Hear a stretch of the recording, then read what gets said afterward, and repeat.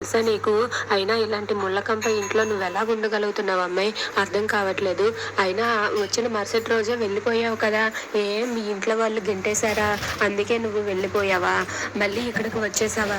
సరేలే అమ్మ. అయినా సరే ఇంట్లో ఉన్న వాళ్ళందరూ కూడా హంతకులు. ఎవరినైనా సరే చంపేయాలనే చూస్తారు. అందుకే వాళ్ళ పెద్ద కొడుకు కూడా ఇంతవరకు పెళ్ళే కాలేదు. నువ్వేదో పాపం చేసుకున్నావేమో ఈ ఇంటికి కోడలుగా వచ్చావు. నేనెందుకు చెప్తున్నానో అర్థం చేసుకో అమ్మాయి. నువ్వు ఈ ముళ్ళకంప ఇంట్లో అస్సలు ఉండలేవు.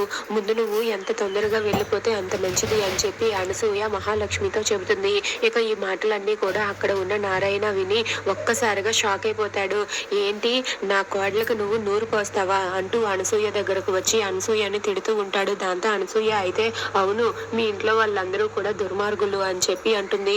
ఆ మాట విని అక్కడ ఉన్న నారాయణ అయితే మేము ఎలాంటి వాళ్ళమో మాకు తెలుసు గాని ముందు నువ్వు నీ మొగుడు గురించి ఆలోచించు. నీ మొగుడు దుబాయ్ వెళ్ళి అక్కడ ఏదైనా పని చేస్తున్నాడని అనుకుంటున్నావా? లేదు,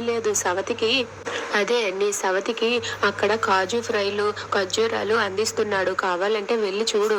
రేపు పొద్దున్న వాడు దుబాయ్ నుంచి నీ సవతిని తీసుకుని వస్తాడు. అప్పుడు అసలు కథ మొదలవుతుంది. అంతవరకు నువ్వు ఇలానే విర్రవీగుతావు.